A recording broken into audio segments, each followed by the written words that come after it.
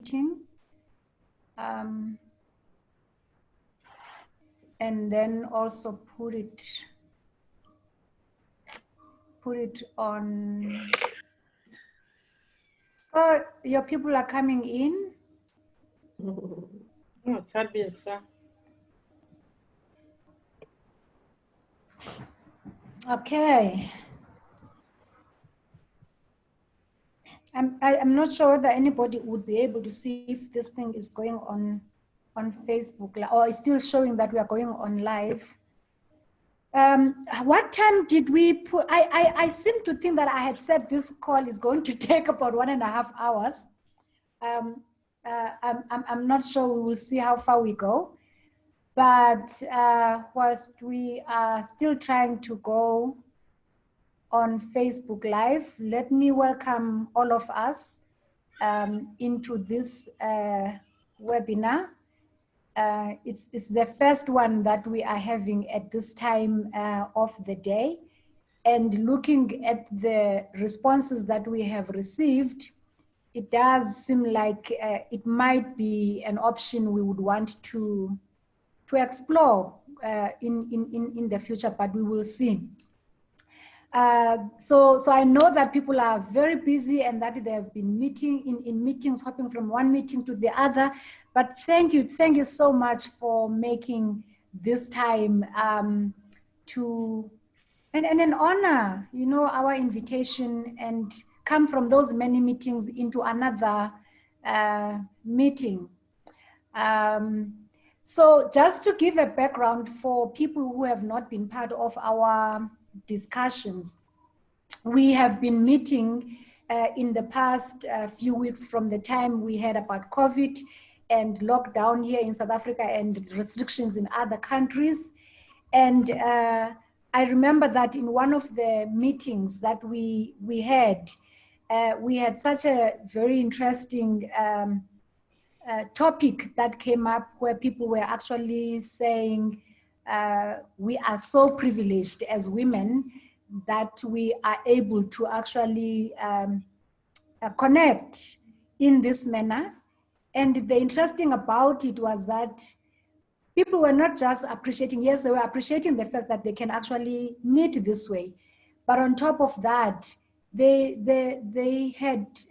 were feeling guilty about the fact that they could actually meet when other people aren't able to do that. And so we brought this up into one of the conversations that we've been having. We've been calling them lunchtime connect meetings, where we are connecting as women. And when we raised this, a lot of women that were in that meeting raised questions about what privilege are you talking about when we are actually overburdened by so much extra work that we're finding ourselves having to do.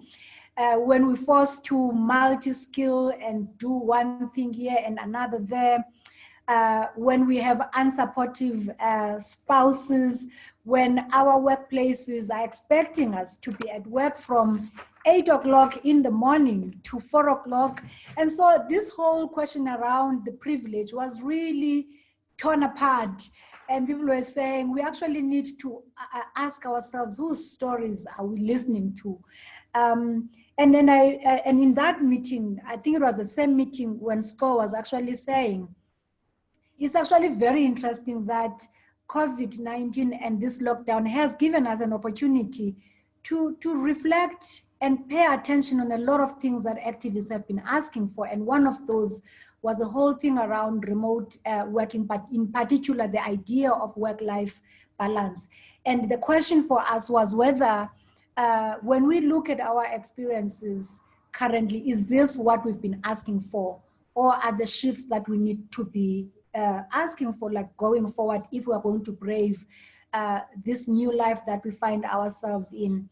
So on in that, I mean, as we were grappling around this, we actually thought it would be very good that we do not find, or we do not use this space as just a space to mourn, but actually a space where we can actually reflect on what we want to see as we continue living and as we think post COVID-19. So we've asked Sco to help us reflect on what we've been hearing And part of it is one of the questions that we've been asking ourselves is, what are we learning from our joint experiences as women of remote working? And the second one is, what are the shifts, given what we are learning, what are the shifts that we want to advocate for? I guess both from our employers, and I'm sure in time we'll also be looking at the shifts that we need to be talking about from our own homes and our support structures. So I think I will end it there, because those are the two questions that we want to grapple with today. So for those who do not know, she will say a little bit more about herself if she wants to, but she is the founder of Well Health Company. I know Score from long time ago, when we're still in Pietermaritzburg, and we reconnected again when we both moved to Johannesburg at different times. She's a mother of 2 kids, 1 boy, whom some of us have met, very cute kids. And she's also a gender activist. That's how I've always known her, and a specialist and a development practitioner. And she's been doing this kind of work for many, many years. She is working for another organization besides owning her own company. And yeah, I think I will end it there and invite Score to come on board as I share her slide. So welcome everyone. We have a poll. I'm hoping that we'll be able to use that poll at some stage, because I've never done a webinar with a poll, but we'll see. In as much as we've asked God to actually speak, I'm hoping that we will engage her instead of letting her to speak alone. Yeah. And then we will also use our chat. So in between, if there are things that are emerging as we are talking, please raise them on the chat, and Shay is going to help us as well there to try and see what else is coming up from our chat. So welcome Score, welcome everyone. Thank you, Sabella. Yeah. And welcome to everyone who's been able to join the webinar today. And thank you for the very generous introduction there, Thembela. Of course, we've known each other for a very long time. And I'm glad that there's quite a lot of other people who have joined us that we've been on this continuous journey with, and trying to position women and women's rights, and also getting gender justice. So I'm not sure if I'm able to, so can we go through to slide 2? Okay, so basically I'm going to be speaking so that I can activate us to also contribute, because this, as Thembela has actually mentioned, it's not about us, but it's about a collective of us as women, and also women who are unable to be in this space, and also braving the new normal, because we are aware that COVID is here to stay, and also working from home and remote working or work-life balance become the buzzword that we are currently dealing with. So I will deal with the introduction as to how women enter the workplace, and what then are the shifts that we are seeing, and how are we experiencing COVID. I will also look at how, as we are the workplace practitioners, gender activists and specialists, what have we been advocating for to actually make the space conducive for women to work, and how is that then and how is it now? And then also then look at what we are currently experiencing as we are actually feeling and experiencing remote working, but in as much as we are experiencing it under a space of a disaster, but what is happening is that it is happening, and how are we taking that in? And then finally, we'll open up a space where we can then, Aluta continues, so our struggle continues, and how do we then, moving from here, start asking for the things that are going to make our workspace more conducive, because we have experienced this lockdown that has brought in many other feelings and experiences to us. So slide 3. So if we go back a bit in history, I think it is very important to actually say women came into the workplace because they were at that point a last option. And I want to use that word because most men that they came into their positions have gone to war and they were enlisted during the First World War.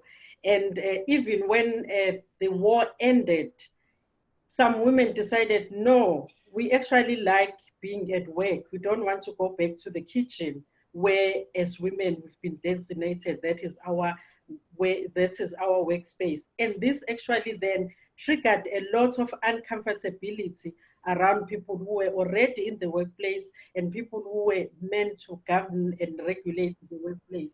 And it almost started like, okay, so are we going to how include women?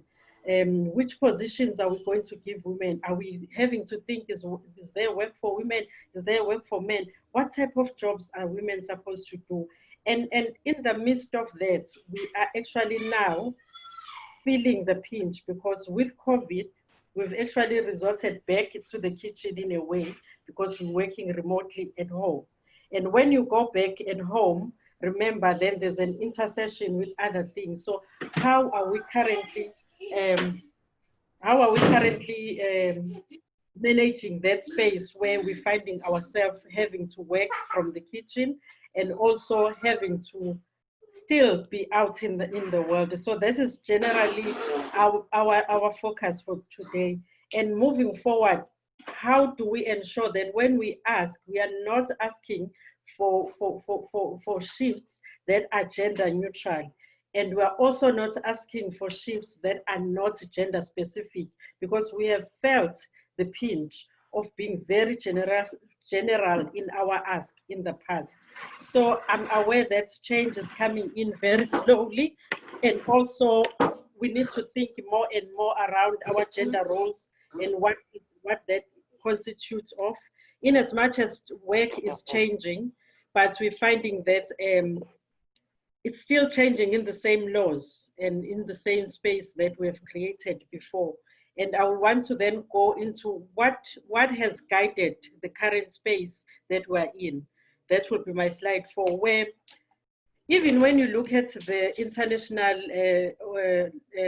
organizations that govern work, ILO, for example, it says in its declaration of 1998 on fundamental principles and rights at work, it declares that there must be respect to promote and realize in good faith, in accordance with whatever country's constitution, the following issues: the freedom of association, elimination of all forms of forced and compulsory labor, effective abolition of child labor, and elimination of discrimination in respect of employment and occupation. And I think the last one being what then guides our current situation in South Africa. I've picked the South African context because that's the context that was quick and easy for me to make an example of. So from the international declaration, you then find South Africa saying, this is how we are now going. I'm sorry, I have a mini person in my presence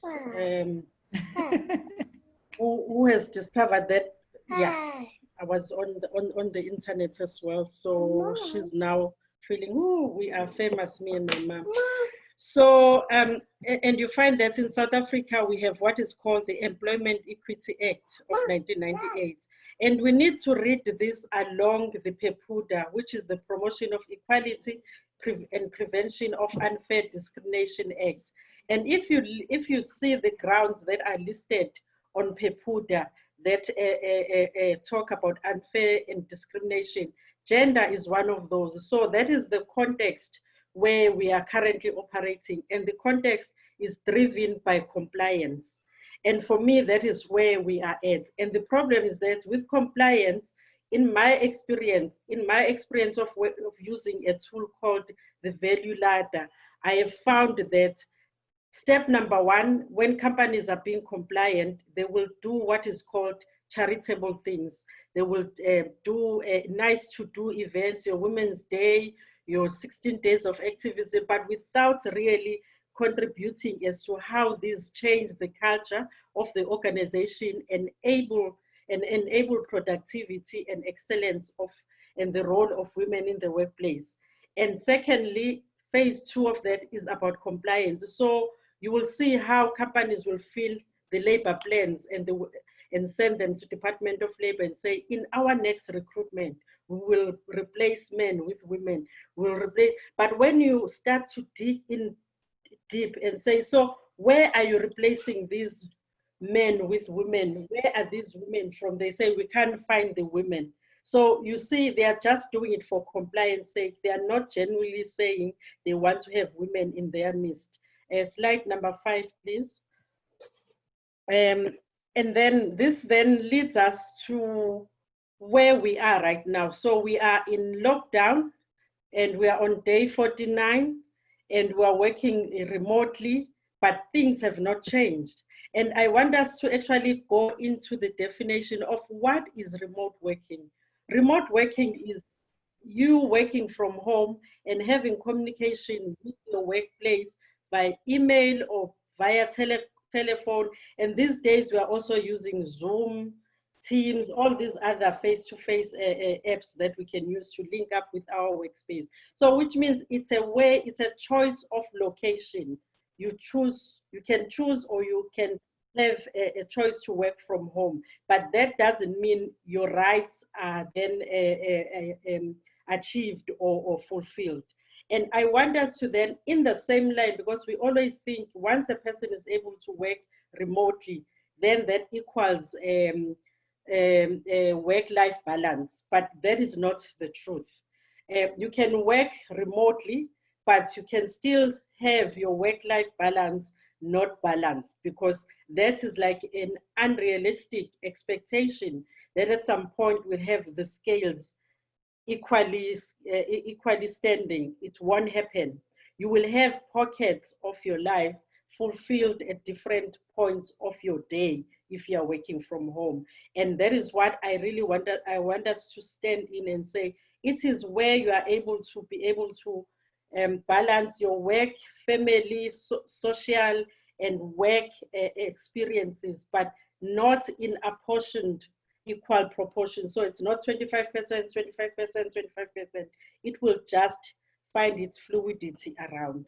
And then that actually then poses the next question, which is slide 6 for me, where I'm then saying, for example, I've been at home and you have seen that my home now intersects with my role of being a mother. So how do we at this stage look at the intersectionalities of who we are as women, who are mothers, carers, we might be in serving roles, we might be in leadership roles. I mean, during COVID, some people have to leave their house to be servers of soup kitchens, for example, servers of the community, because now they are at home and the community knows that you are a servant of our community, so they want you to be part of it.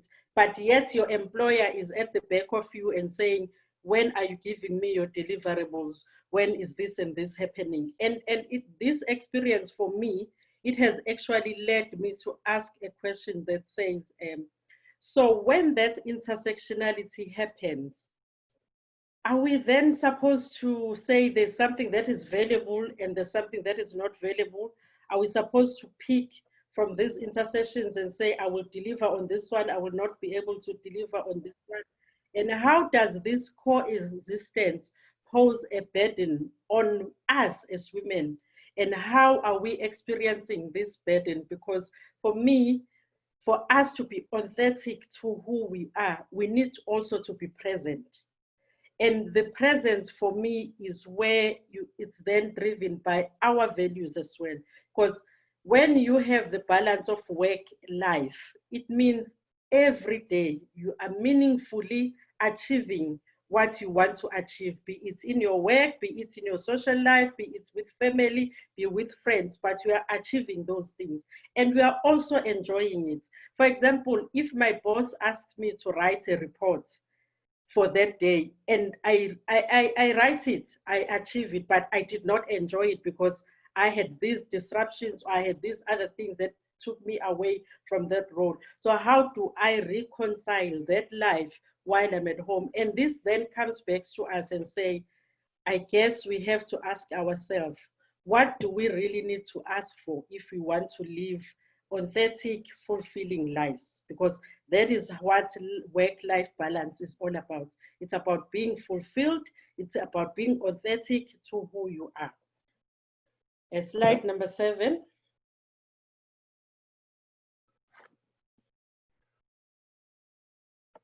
Okay.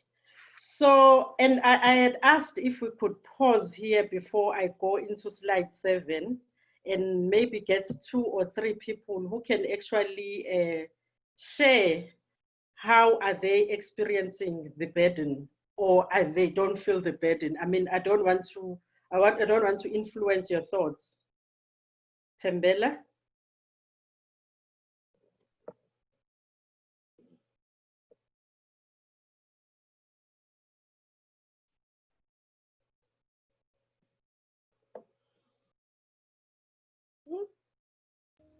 Yeah, sorry, I have to be looking for the slides and at the same time look for where I'm appearing. Yes, it would be nice if people could actually answer that question for us. Actually, I want to see if I can bring up the poll and then maybe people can actually answer. Are you able to see the poll?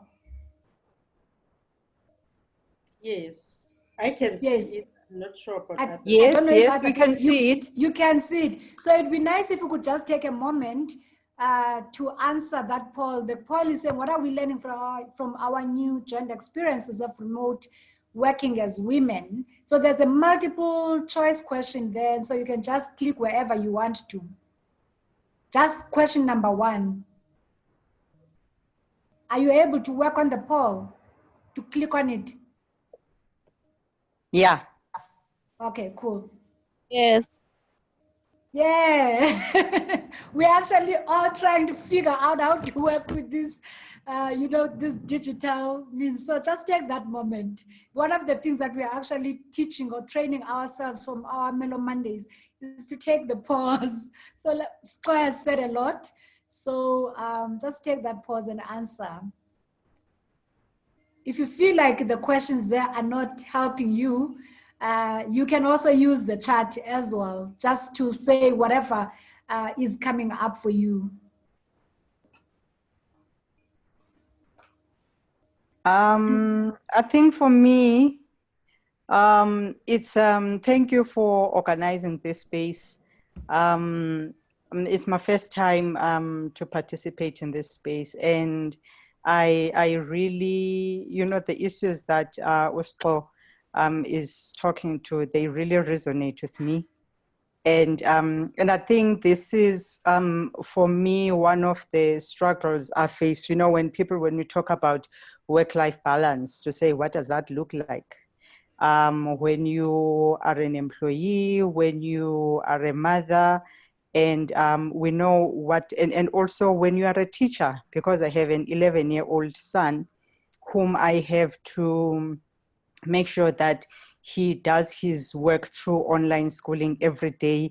He meets the deadlines, he writes the test. Sometimes I have to make sure that I take videos of him presenting something. And, you have to make sure that you do everything. And one of the days, the school actually sent a newsletter and pride itself of the fact that we're not losing any school days. And I'm thinking, then who's carrying that burden?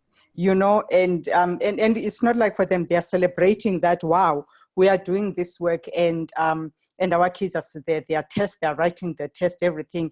And yet, even now I'm on this call, I'm sitting with his maths classwork that I still have to mark before maybe he'll do the corrections tomorrow. So it's all this work that we're sitting with as women. And so the days where I feel, oh my gosh, things are better today, but there are days where I feel so annoyed, and sometimes I take it out to my children, and I feel guilty after that.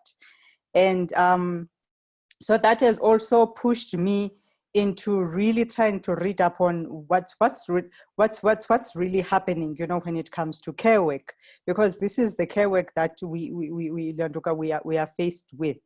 And so for me, it's difficult to, because I'm looking at the slide that we have, slide number 6, which says at the end, it's about us women living authentic and fulfilling lives. And I'm thinking, how can that be possible? Just by saying, okay, let's look at the work environment or working conditions, because I think all these things are happening in a system that is patriarchal, in a system that that is capitalist. And so for me, these two things are sort of like so toxic and so intertwined, and they play themselves out in our lives as women.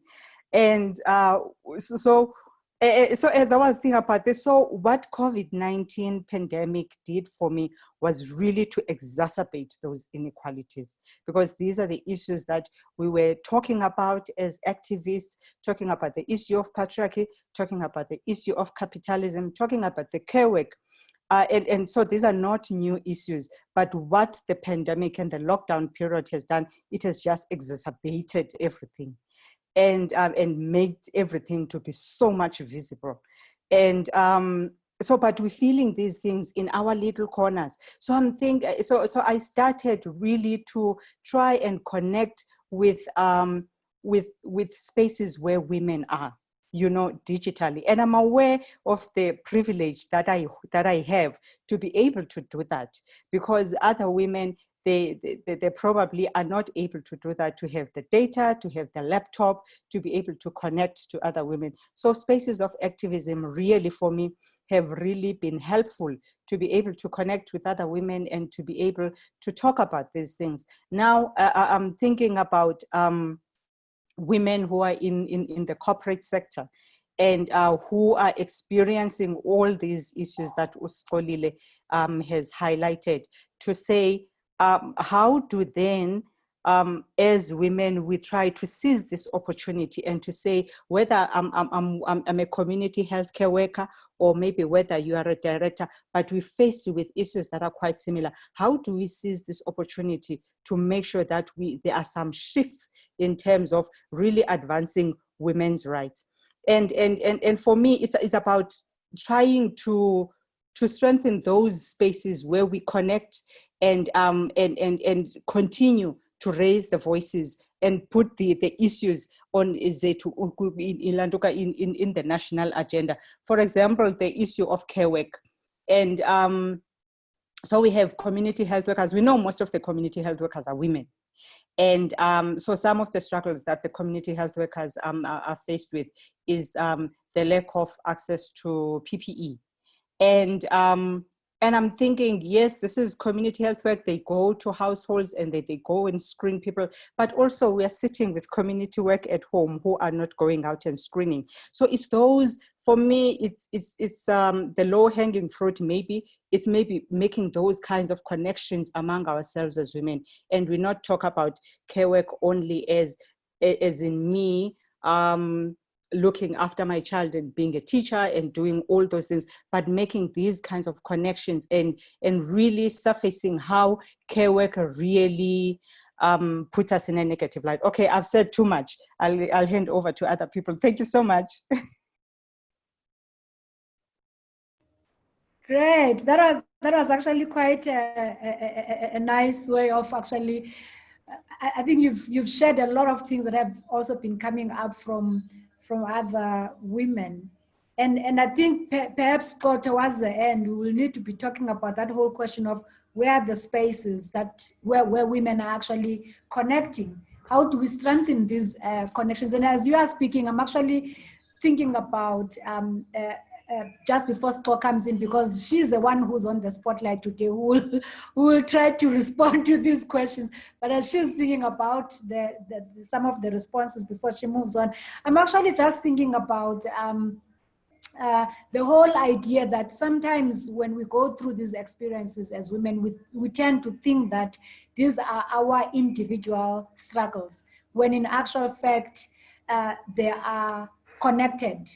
And therefore, even as we are grappling with these issues, we should of course be looking at how we can engage with them as individuals, but also as a collective.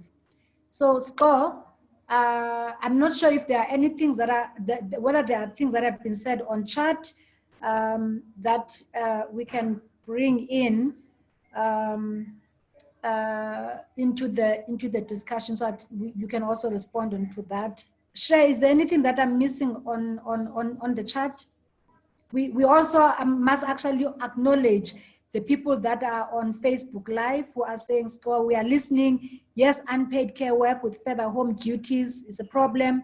Watching such an important discussion."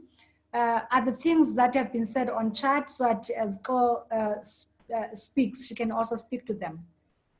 Yeah, so there isn't anything there at the moment, but for those of you who would like to share something and haven't had a chance to speak, you post it there and I'll read it out.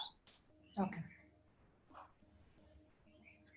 I think for me, unpaid care work actually is the source of the oppression and the burden that women are currently experiencing. Because when we're not on lockdown, I was not even aware of all the things that need to go into prepping a child to go to sleep, because I was able to procure those services for someone else to do them for me. So, and I paid for that. But right now, I have to do all those things, and I am not additionally paid. I'm actually thanked as a mother. So unpaid work, unpaid care work has a tendency to sit on women. And we've been socialized as women that we become women when we are able to play the role in that unpaid sector of caring. And therefore, if I start raising questions around, but why am I the one who's doing all these things, then I'll be labeled as a bad mother. I'll be labeled as a woman who thinks they are not a woman. All these things that devalue who I am, devalue my dignity, and devalue my space and my existence and my presence. Because at the end of the day, I could prep children, but am I enjoying it? Is it part of the things that I had said I want to achieve for that day? But I think with the lockdown, we have been forced to ensure that those are part of the package of the things that we want to be doing. And also, when you then take it outside, where Ugoda was giving an example of home carers who have to go and test people without PEPs. We've seen this before, even when we had HIV, where most of the burden of infections was carried by women. And women along the way also got infected because they did not have PEP. So the story of PEP is coming to live itself again. And still, we are putting women as the forerunners, as test tubes to go and see whether they will be infected more and they will die more. So for me, it's really an issue of that goes to where are we then also convening both as human rights defenders, as gender experts, as gender activists, as people who actually really care about other people and ourselves. So I think that's a discussion that we can have somewhere else again, Tembela, under maybe your hosting abilities, where we really now say, what becomes our advocacy role? Because that's one question that we have in this discussion is, so what becomes our asks going forward? And I would like to then go to the next slide, Tembela, so that I can do this, and then we go to the last one where we talk about the key asks. So on the lines of working in a setup where we are talking about remote working, I want to actually go back to the Value Ladder tool that I discussed earlier on. So the Value Ladder tool by phase 3 it becomes almost a win-win situation where, as an employee, I'm able to do work productively and excel. As an employer, I'm actually able to reap the benefits and see the changes on my bottom line, because I have made the environment conducive for women to work in that space. And some of the key things that we've been asking there are around how we are recruiting women for the purpose of embracing women's leadership. We are also creating a pipeline for women to be ready for promotion and leadership. We are also ensuring that we're creating, making spaces that advance and prioritize women through sponsorships, mentoring, all the different initiatives that we can have. But I have highlighted putting life balance mechanisms in place to support varying parental needs, because for me, that becomes almost a stumbling block, especially for women, where you then have to say, but at that time, I have to go out and do such and such things. And then you are almost left out of the train that is moving forward. And then also embracing diversity and acknowledging gender diversity. And at the end of the day, all these are nice ideas, but if they are not defined and led and championed by someone who challenges the old organizational culture and promotes the new culture that supports the changing environment, we will not go anywhere. So this is where the leadership aspects of that particular company come into being. Even the leadership from the people who are asking, which goes very easy into the last slide where I'm saying, what then becomes our asks going forward? And I just want to throw out these key pillars that I see as asks if we're to enhance remote working and also promote work-life balance, where we are still achieving what we want to achieve and we're still enjoying what we're doing.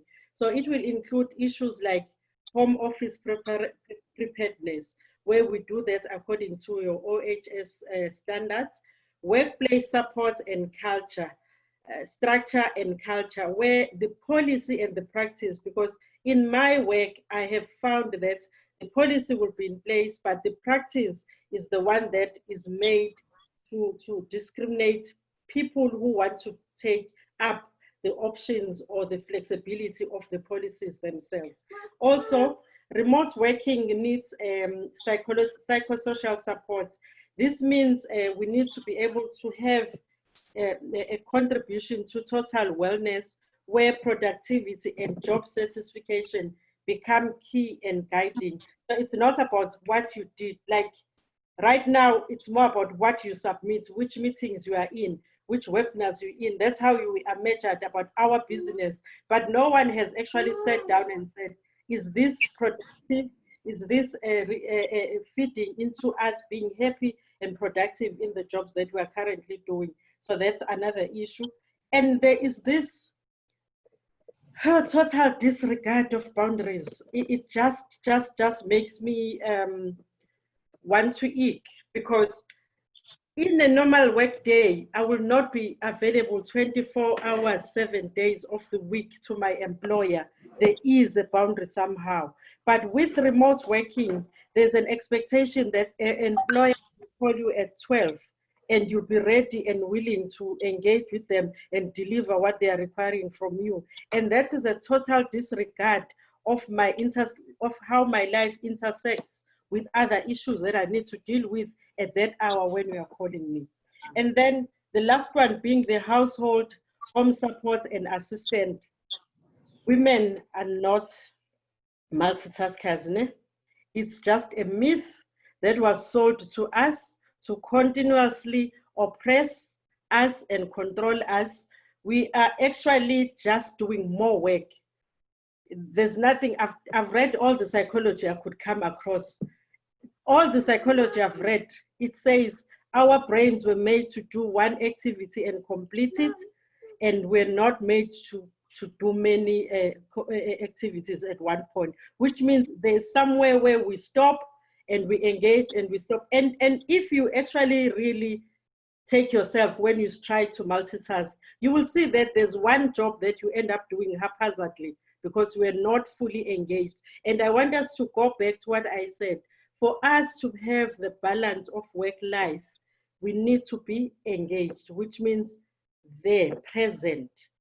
We need to enjoy, we need to be part of it.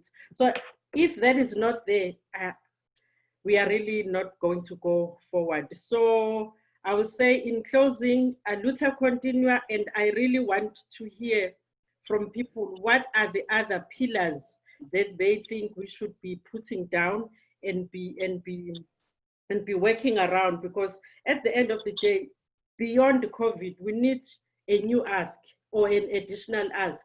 And what is that additional ask? Because we have now experiencing the burden that comes with all these expectations of women as workers, women as mothers, women as partners, women as sisters, leaders, servers in the communities, and all these leaders and all that. So really, I say let's engage more and talk more about these things. I thank you. Wow, thank you, Sco. I'm not sure whether we are able to do like this, just to show that we've been listening and we've heard. Thank you so much for all that thought you've put into this. Your job is not done yet, because I'm sure there are still questions. But before, I saw that Same has her hand up, but I just want to ask Cher to read some comments on chat, and then we will also try and bring some comments as well from Facebook before Same can come in. Thank you so much, Scott, for that well thought through presentation. It's very practical, yeah. Sure. Sure, thank you. So some of the comments that are coming in the chat room says, remote working is creating unfair expectations from employers. Another one says boundaries. Joe, is a real challenge. And Promise says task jumping too is being it's most difficult to work around those.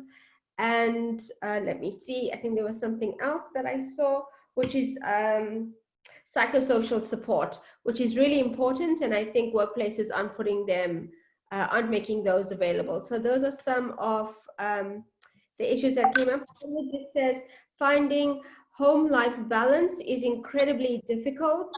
It's already it's a struggle prior to COVID, and now it's even worse.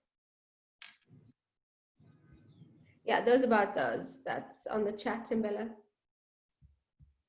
Yes, let me bring the ones that are coming up from Facebook. Sbongile Mtunga says, society knows that as women, we are not working, but it is up to us as women as well as to take ourselves seriously and to have our households and organizations recognize women's work. Some of us look down upon women who do care work. And then Beatrice well dances, no Zizulu, as women, let us stamp our mark and make our voices heard in the workplace. Support one another. Let us be bold and speak up, be productive within the work-life balance. And Nozi saying, thank you, Sco. So I don't know whether there are any people who want to add on what Sco is saying, especially on the things that we need to be asking for. I think Sco earlier talked about what do we really ask for that will make our lives meaningful. And because we know that the way things are happening right now, we know that it is not working for us. So what can actually make things differently for us? If we could really focus on that. And there was somebody I had called in, I would keep quiet to allow people to speak, whilst also Cher is also looking at what we found on the poll.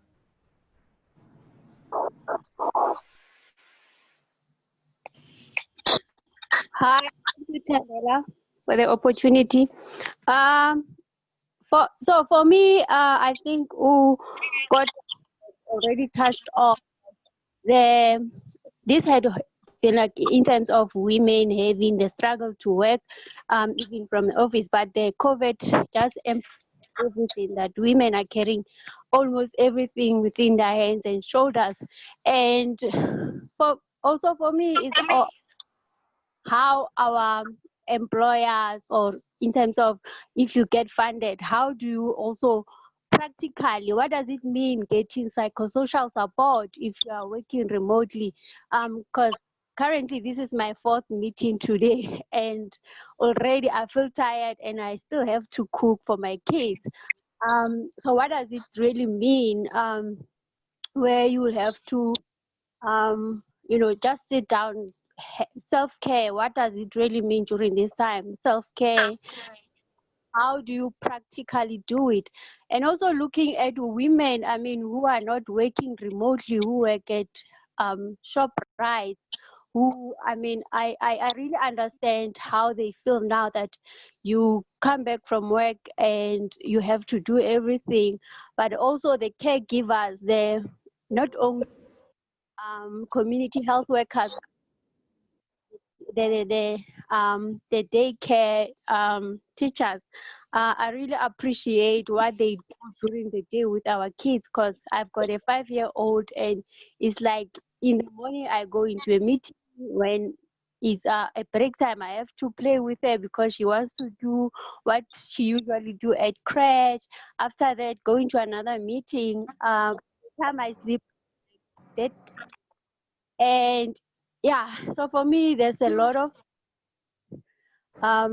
in 49 days, 48 days, he has been playing in my mind. And for those women who don't have support from their families, who don't have support from their partners, and also who are living alone and remotely, how are they feeling at this time of at this time?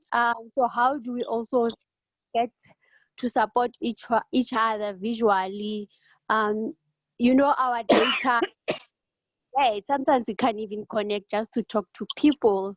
So there's a lot in my mind, and yeah. Thank you so much. Thanks, Same. Is there anybody else who wants to come up on that? Oh, okay.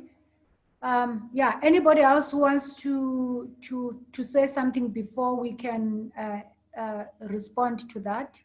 Let me just, I've just been asked to put up that slide with the key pillars because we also want to add on to that, okay?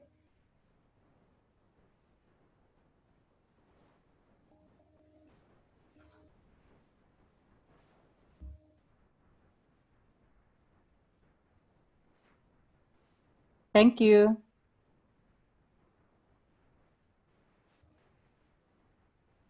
Any thoughts there that we want to add in terms of what do we really ask for? We know we've gone through the lockdown. We know what it means or what it looks like to be working remotely with little kids, with all the other house chores that need us to actually, dirty our hands and all that. So what are the things that we can actually ask for concretely from our employers who don't seem to be having boundaries?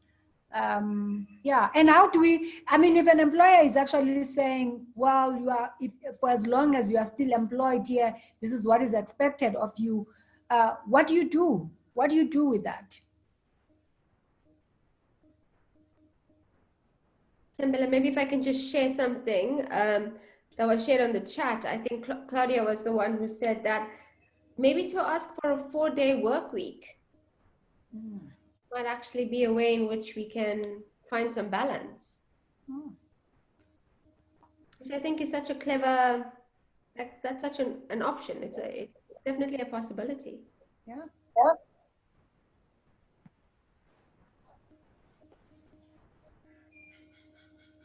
Okay, Scott, do you want to come in there? I actually think I also think that that's a great idea. It's not anything that we have actually thought about. it has certainly not come up in any of the conversations that we've had.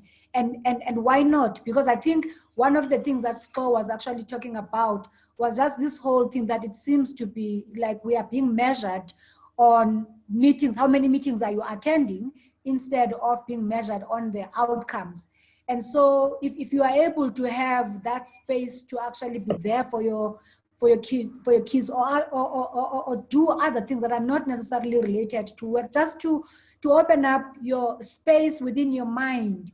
I was talking to Barbara yesterday, who will also be talking to us next week, and she was actually saying one of the things we've talked about is that let's create, or let's give ourselves permission to just do nothing for an hour. And she's saying she started actually doing nothing for an hour. She just goes into the garden, and she finds that when she goes back to her desk to work, she feels a bit lighter, and she goes back inspired to do work because she's had a break, you know. So that's actually quite a nice idea of working for 4 days instead of 5 days, so that you can just be yourself.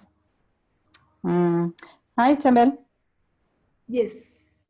Yeah. So so for me, I work in the civil society space, in the activism space. But also one of the days in one of the call when we were doing check-in, like the question was, what are you doing for fun for yourself? You know, I struggled to answer that question. And I actually realized that I think I'm always in the work mode, you know, whether it's my work or it's children's work or it's keeping the house clean and all that. So, but the point that I want to raise is that maybe also because I come from the civil society space, working in the activism space, I know we're talking about the asks, the key asks to the employers, but maybe also the employers are not all the only people we can talk to. We can engage other women's groups and organizations working on these issues, because the issues of care work, yes, it's one of the issues that women's groups are also handling, but also the unions. Because I hardly hear the unions talking about women's experiences when it comes to this work-life balance, and really getting into the dilemmas and the challenges that we face. So maybe it's not only talking to the employers, but also maybe talking to some of the stakeholders who have interest in the workplace. Thank you. Yes. Thank you, Kodwa. Before SCORE comes in, that's actually very interesting, and I think we need to be. I'm sure all of us, wherever we are, we've got those contacts of the unions, women's groups, to try and see how we pull all of these things together. While Sher is looking on the chat, can I just read Facebook? Maybe can read Facebook, and then we have two people with their hands up or would like to say something. Thomas and Sure. Oh, Promise. Promise, do you want to speak? Hello. Yes. Hello. Hi, Promise, we can hear you. Oh, hi. Sorry, my thing was on mute. Yeah, thanks very much to your organization and Skolile for raising awareness on these issues. I'm sitting here and I'm getting all inspired and being forced to think yet again. You know, and what I'm thinking, Skolile, I'll go for the positive, that for me, this seminar is basically saying, Promise, this is the opportunity for women in the workplace to organize, because all employers are now writing up the policies, you know, this and this is coming, but we hardly ever participate in it. We just get the policies when they are already written. And maybe this is the opportunity for us to get in there, you know, so that we influence the policies. I like the idea of a 4-day work week, but also like I'm thinking that maybe this working from home can be institutionalized even more, not to validate our role, as mothers and or as carers, but in some instances, if you are raising children and you want to have a balanced life, you actually are more productive in your work environment because you don't need to, battle with traffic, dropping off children, even if you know that you have, deadlines, and put on that horrible makeup, even if you don't want to wear it on that particular day. So if maybe it can be normalized, for me, this is the opportunity. And also like on the activist trade unionist like side, this working from home has sort of given me space and maybe to some degree power to, negotiate power dynamics, within my workspace, because I'm finding it that it's actually easier to say I will not do that because I don't think I should be doing it now that I'm here at home, so it's easier. It's giving me that window of negotiating power, and maybe it's something that we can harness in these particular spaces. Thank you. How? Thank you so much, Promise. There was somebody else who had a hand up. I can't see from my side. Yes, Cindy. Very interesting topics. Hey, it's loaded as well. I feel it's quite loaded, but mine is coming. The last speaker, Promise, spoke about being normal, and I've been sitting here and I'm thinking, okay, this thing is actually abnormal because of the calling of the situation. The situation has called us to have a remote learning or working. So I'm thinking it is not a normal situation. So because if it's not a normal situation, things are not going to function normally. I'm coming to the space of being an educator, and I listened to the other speaker who said the her child's school is busy, commending themselves for doing a brave work about remote teaching. And I'm thinking, how are they ensured of quality? Because education wants quality. And I've been looking at COVID-19 with remote teaching and working, and I'm thinking inequality has just been at our faces like that. So if for instance, my child is getting work via emails, nobody's teaching my child, they're just being given work via emails. And the normal thing that my child knows is that there must be a teacher in front and giving him or her information so that she can or he can ask whatever he doesn't understand to ensure quality. So in this whole process, I don't see any quality except for those most advantaged learners once again and parents who are affording Zoom and because of their school situation. But ordinary people like myself and other people as well are terribly being denied of equality. So my space comes in there, and I'm saying as an educator as well, I had to speak when it comes to talking to yourself now, I mean about yourself, self-care. When I was expected to do XYZ by my employer, I said, look, I'm at home, I've got 3 kids. It's not a normal situation where I'm in front of other children for 8 hours, of other people's children. So it means that I must divide what I do. So I cannot be expected to teach every hour because we were given a timetable and I was expected. I told them, I can't be expected to do that. I'm actually saying I'm not going to be able to do that because the home environment is different from school and from work environment. Things are different. While I'm here, I'm seeing myself doing something else as well. And I looked at Skolile talking about multitasking, and I laughed, and the child was also sure that she's multitasking there. Your baby was making sure that you're multitasking there. And I've never seen multitasking as an oppression, you know, that's another thing, that women have been raised or been made to know that you can do all things. You know, it has never come out as multitasking. But I got to a situation where I told my employer that I'm unable to start from period 1 to period 8 or period 7, like normally. I'm at home, I've got other things to do.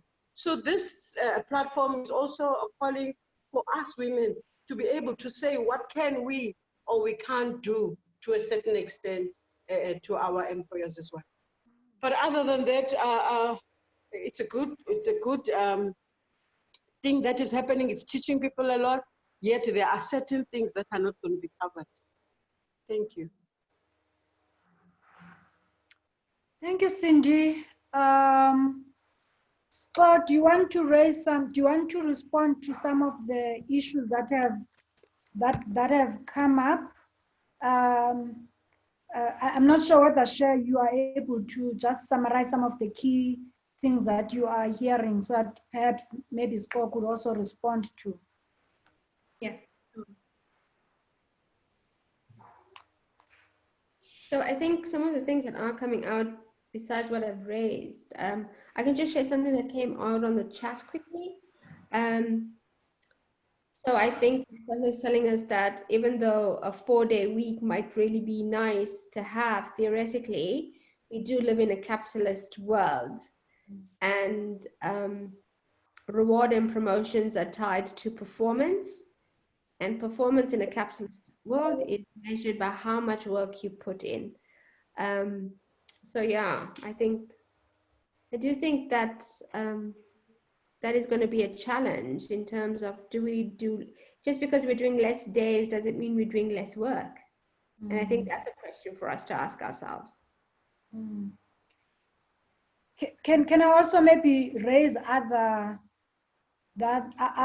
issues? I think one of the issues that I had is the whole thing of calling on women to organize.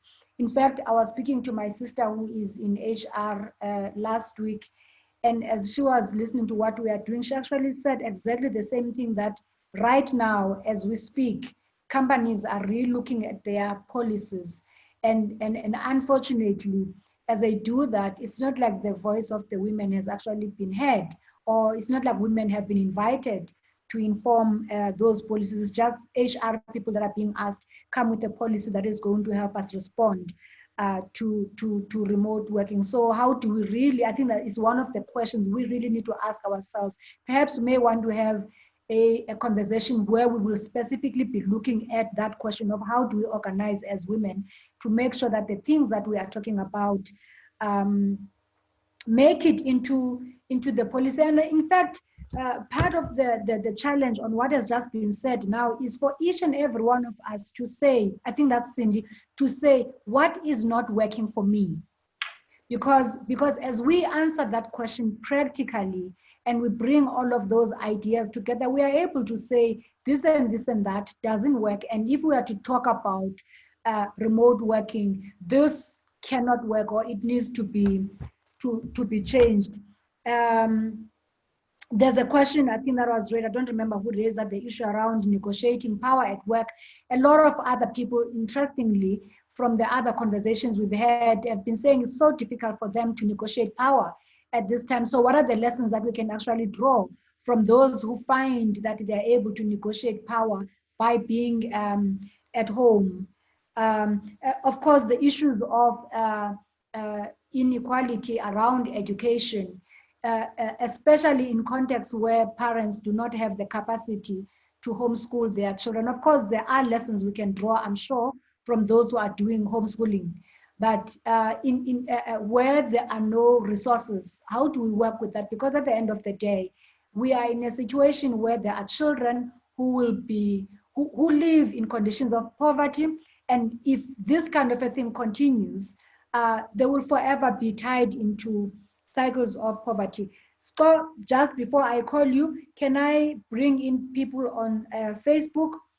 Zwangile is saying, you tell your employer, I'm trying to survive the crisis and then learning to work at home. I think it was that whole thing of dealing with boundaries. You must just tell your employer that you are trying to survive and that you are not working under normal circumstances. It's very easy to say that, but how do we make sure that when you say that, you are not victimized? Yeah. And then Unozi is saying thought-provoking for women in leadership positions who might have achieved the work-life balance. Have they achieved work-life balance? Those women that are in leadership positions. We need to have a section with women that are in senior positions to find out, have they, are they managing it? Because I remember a friend of mine, Bibi, said to me last year, Tembela, we must have a session on work-life balance. Because she said, it is not possible. She's an executive. She says, we need to rethink, how else can we actually work with this? So she says, how can they create or influence their fellow executives? Or how can they influence the boardroom for policies to be live documents? Important factor is productivity, and employers should focus on results or be outcome driven. Managers don't have to see you every day to know that you are working. Cancel unnecessary meetings down to productivity in my line of work. So those are some of the thoughts that have come in on Facebook Live. Score, I will hand over back to you. Very interesting thoughts, very interesting contributions. Actually, I think I need to leave my day job and start this now job, my afternoon job. Because for me, the workplace is one place that I can talk about, because for as long as I have lived, I have worked. I have worked in different spaces, and the combination of the contributions that I am hearing actually kind of tap through where you've been and where you are now, and how in all those spaces where you've been, you took something away with you to influence the next workspace. So that's why for me, the space issue is very important, that as women, we need to own the space that we're in. And we need to be able to identify things that make our spaces uncomfortable. Because remember, when I started off, I said, we came into the workplace by mistake. It was just a coincidence that we were needed. But no one thoroughly understood that us entering the workplace will actually turn the workplace around and actually say, but what about this? What about that? So we are constantly in this battle where we are seen as if, oh, these women actually don't know what they want, because you give them this policy, they say they want it amended. You give them that policy, they say they want it revised. So there's a feeling from workplace policy makers that women are just asking.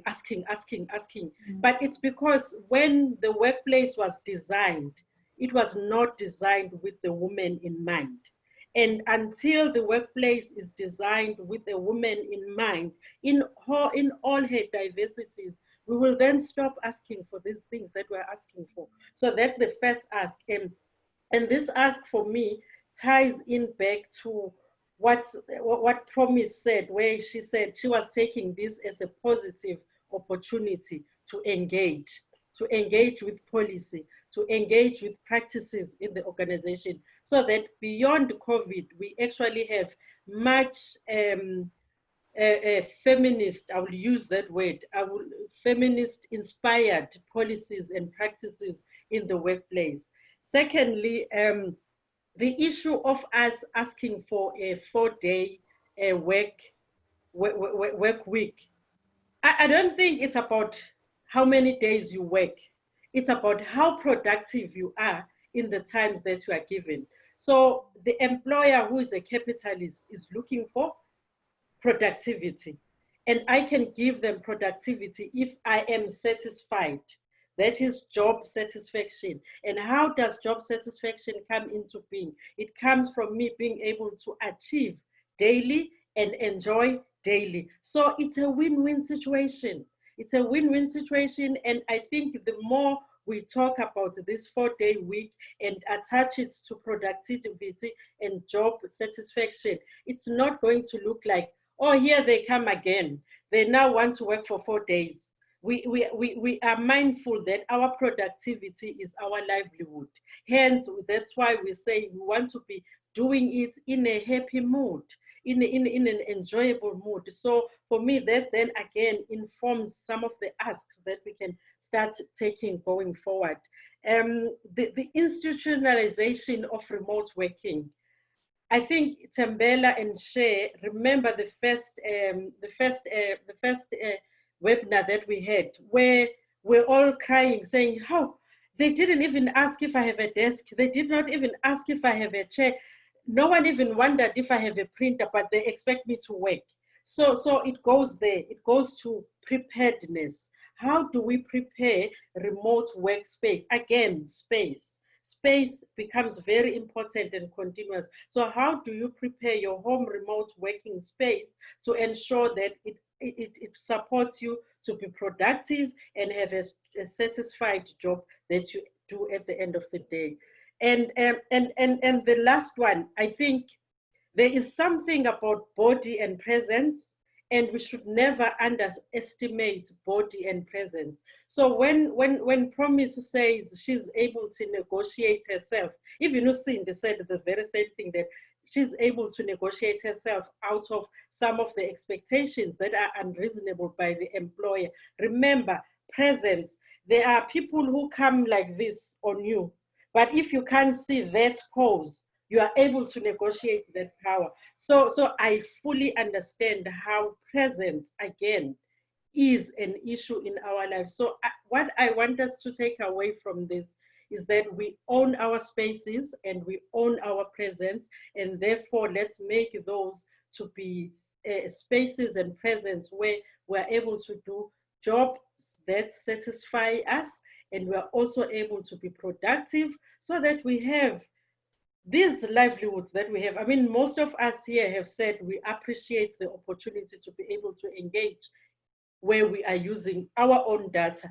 But if we're not productive and have livelihoods somewhere, we won't be able to buy data to be part of this. So there's an interlinkage in all this, and we cannot have the other without the other. So we come back again to the word intersections. Intersections, let's embrace them. Let's ensure that we always articulate our own intersections to the spaces and the presences where we are. That's how I would want to end. Thank you. Wow, that is beautiful. So that's quite a nice way of actually responding to all of this. I like the idea of owning our spaces and owning our presence. It goes back to one of the things that we were talking about, I think last week, when I think there was a complaint about the fact that we always wait for employers to actually tell us what to do when we actually have voice. And I think you are really challenging us to be actually asking ourselves deep questions about our own selves. Yeah, and I think there was a question around how do we deal with the issue of psychosocial support when you are not in the office. And I'm not sure, Scott, whether you want to respond to that before I call on Share to close. Yeah. Yes. So the reason why I raise the issue of psychosocial support when we are working remotely, I took an experience that I've read of, but also experiences that I've had. So IBM at one point decided everyone will work remotely. But IBM at one point called everyone to come back to work, because there was one thing that came about, that in as much as people can work remotely, there's something about us as human beings that needs the contact, the human contact. Hence, that's why we are so overtired with Zoom, because we see people and automatically feel the affiliation towards them, but they are not here, so we feel tired. So these are the things that come with remote working. And sometimes you just want to bounce off an idea. the fact of bouncing an idea over a phone and not seeing the person. So there are human soft issues that we will miss by completely going remote.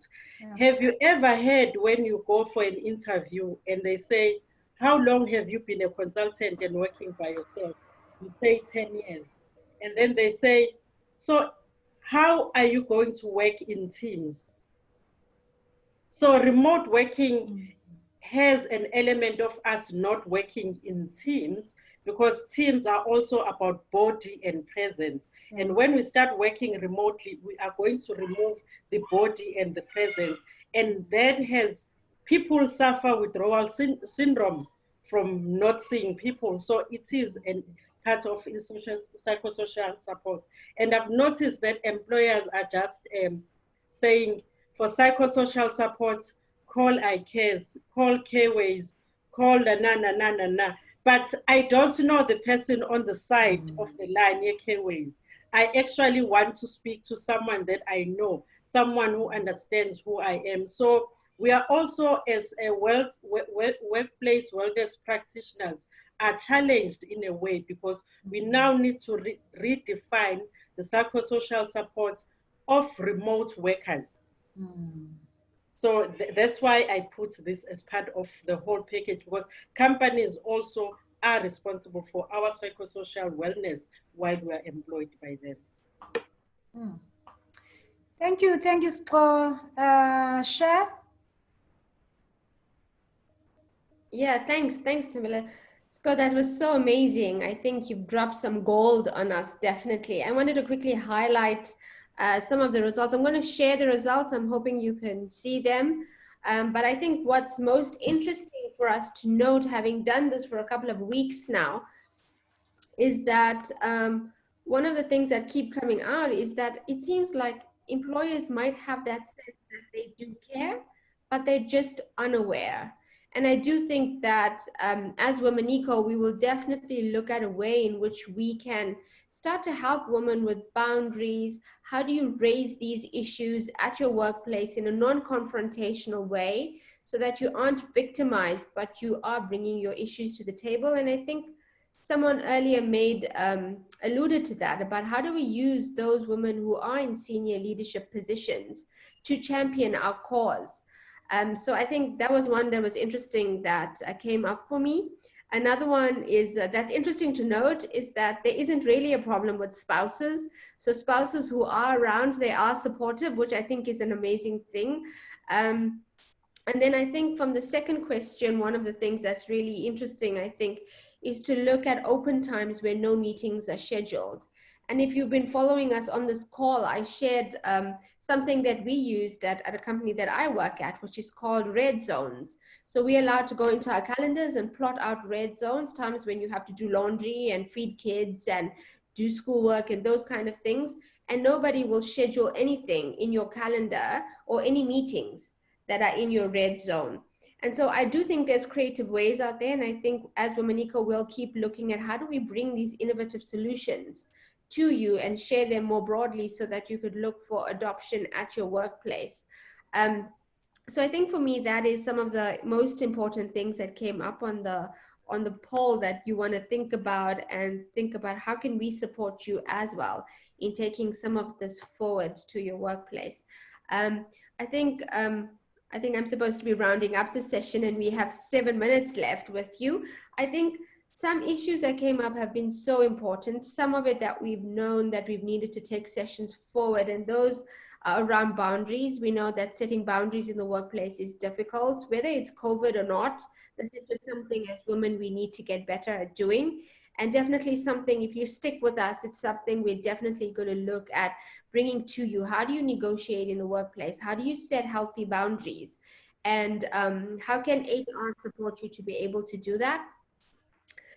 Around psychosocial support, I just wanted to let some of you know who haven't been following us for a while. We have Mellow Mondays. Mellow Mondays is really our way to help you with some psychosocial support. It's a 1 hour between 1 and 2 p.m. South African time that we would love for you to join us. We teach you on how to take care of yourself, to understand mindfulness, to explore a way in which to get some exercise in. So we've done a number of things from Tai Chi to yoga. I'm practicing intentional mindfulness. So do join us for those, because it could be a way in which we provide you that support if your workplace hasn't yet given you that opportunity. And I think something that we'll also take forward as Womeneco is, where are the unions in terms of the role they've been playing? As Womeneco, we have been talking to FLAIR, which is a women-led union who represent the needs of women. And so we will definitely take up the conversation with them, look at what are they doing, what are they providing for women, how are they doing work around policy changes for remote working and the institutionalization of remote working. And then we'll bring you that data as we get updates. So do keep following our work. We are working on your behalf. The more you share information with us and engage with us on these platforms, we have research and data that we can then take back and not only work with workplaces to change policies, but also look at unions and policymakers at a national level. So with that, I wanted to end this session, which we know is such an important one, and one we could keep going on, but we are worried that it's dinner time and people need to cook for your kids and get them bath and put it to bed. So with that, I want to leave you with the one thing, which is, I think we call what we're in right now, this remote working and social distancing. I wrote an article about a month ago about social distancing and how you shouldn't do it. And I just want to drive that back, because I think it goes to what Sko was saying earlier. Like, we as human beings we're born for belonging. That's what we need for our survival. And as Africans, we know that Ubuntu is the thing that holds true to all of us. I am because you are. And so if there's anything we want you to do, is to make sure you're reaching out. Join communities like this. Find your sense of belonging. It is where your sanity lies, and your family needs you healthy. They need you sane. They need you as a full-rounded human being who can both handle work, but handle your home life and still feel like you're making a meaningful impact in the world. And as Womeneco, that's what we are committed to. We're committed to providing you a platform where you can come and find other women, find solutions, find a place to just drop all your bags and just even drop your bra if you wish, okay? At this time, we don't need anybody to wear a bra. If you wish to take them off during this hour, you're more than welcome to. But what we want is to provide a platform for you to learn and grow and to find solace, to know that not only are we bringing you solutions, but we're also trying to fight on your behalf to make the workplace a better place. And we can only do that if we can reimagine this place together. So thank you for your time. Thank you, Scott, so much for sharing with us your insights. You have dropped gold, and I think it gives us something to ponder around. And for the rest of you, thank you for sharing this hour and a half with us. We're so glad you came. Please come back. You'll find more information about us on our Facebook page. If you're not in our WhatsApp group, do ask, and we'll add you to our WhatsApp group. And otherwise, follow us on Twitter and Instagram. And we're hoping that together we can reimagine not just the workplace, but remote working as well.